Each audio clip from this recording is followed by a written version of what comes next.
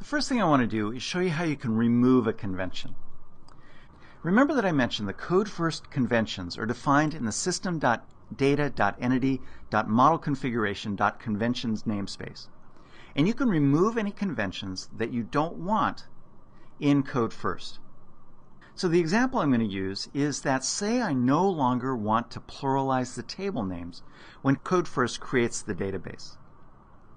So to do that, I'm going to enter some code into the ordering context class here.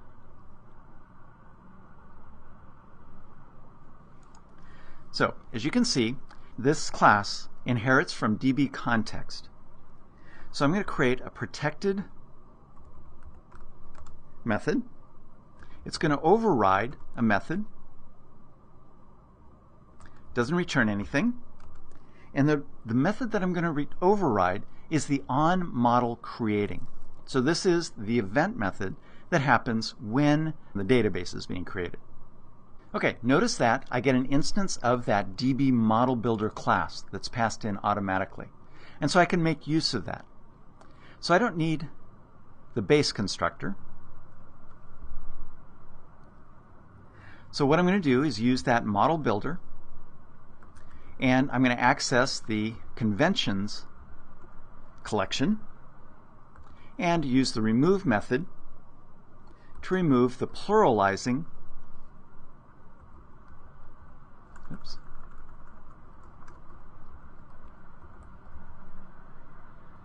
table name convention.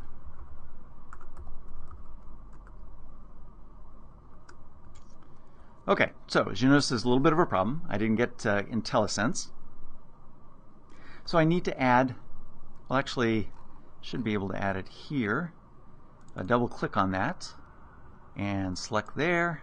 And because what I did is I forgot to include this system.data.entity.modelconfiguration.conventions. So I'll include that. Okay, and so now we're good. Okay, so that's all I need to do in order to remove that convention. So I'll run the application again. You'll see that there's a change. Drop and recreate the database. Reseed the database. And I get the usual starting page. Now if I go back over to Management Studio, drill down into databases, the ordering system, we're no longer using this ordering context database, and look at the tables, you can see that all of my tables are singular. Well, almost all of them. I have address, customer, customer address, but not sales order. So what happened there? Well, what happened there is that, recall that here within my model, I told code first to map order to sales orders. So because I'm specifying a table name to map that to, it creates that table name and ignores all of the rules. Okay, so that's a way that I can even override the removal of the pluralization. Now, not all conventions make sense to remove like this, but it does show how you have one more way of controlling exactly how code first creates the database or maps to an existing database. Took a little bit of code, but in this case, just a single line of code down here. Well, if you include the definition, 2 lines of code.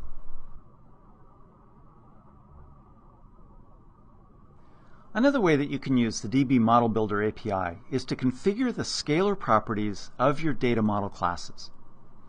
The API makes available a property method, which you can use to get a configuration object for a property of a class.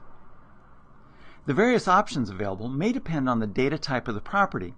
So for example, the hasMaxLength method only applies to strings, but isRequired is available for any type. And you can perform a large number of mapping tasks by configuring properties, such as to configure a primary key, including a composite key made up of several fields, switch off making numeric primary keys identity fields, change the name of a property when naming the field in a database, and change the data type of a database field. You can also configure entities using the DB Model Builder API. This lets you create complex types that are classes that don't have a primary key and are part of an entity. Or you can opt to not map a class to a table in the database and change the schema of tables associated with the data model class hierarchy, such as to use a table per hierarchy, table per type, or table per concrete class. Those are just a few of the options. Now, when configuring entities, you'll use the entity method of the DB Model Builder class, which returns a configuration object for an entity. Now I'm going to change the sample application yet again. And in this case, I'm going to comment out all of the data annotations that I added to the model classes. And I'm going to implement the same features in code using the DB Model Builder API. So you can see the differences between the two. Okay, so I have max length there, required, whoops, no mouse control today, and max length there, commented out there, and there, and there. Okay, I'll come down here. I also set the table name to a different name. Okay, so now I've cleared out all of those data annotations. I'm going to leave them in the file just for our reference. I also need to comment out this on model creating because I no longer want to override that convention. Okay, and besides, I need to again override this on model creating method. Okay. So once again, I'm going to create a protected override. Returns a void, or returns nothing. Whoops. Got carried away with my tab key there. On the on-model creating. Okay, so I'm using that same method, or overriding that same method. So now I'm going to add some code that's going to use the property method of that DB Model Builder object that I'm getting in as a parameter to this in order to modify or configure the properties within the various classes. All right, so I'll use the model builder, and here I need to use the entity. It's referencing the customer entity, so that's telling it which class I want to make the change to. And on that object, I need to use the property object to get access to individual properties that I want to modify. Okay, I'm going to use a lambda expression here. C goes into c.firstname. C is for customer, but you can use any valid variable name that you want to there. And I want to set the has max length. Oops. And I'll set that to 20. And remember that I also made that a required field. Okay? So that changes that property, replacing those annotations. So remember, if I come back up here, I would set the max length to 20 and the required annotation. And that's the code that I need to write in order to do that same thing. All right, so now I am going to copy that and keep reusing it. Because it's the same basic thing. In this case, I'm going to do this for last name. In this case, the max length is 20, and it's still required. Next one is company.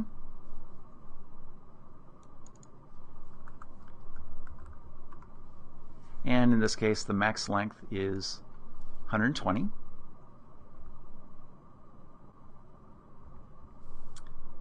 It's not taking my keystroke for some reason. There we go. And it's still required. Okay, then I'll add another one, this time for email.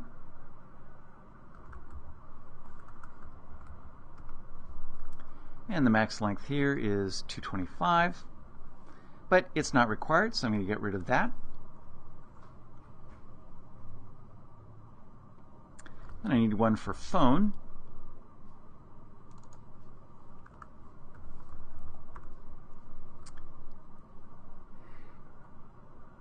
And I'm just going to leave the has max length to 15, but I could also include the has min length as well. That's not required.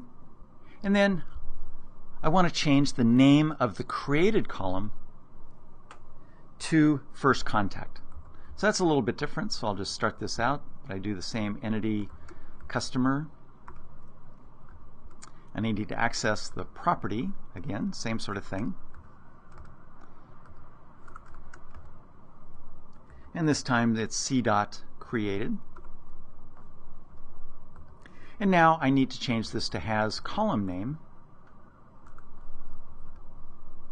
and set that to first contact.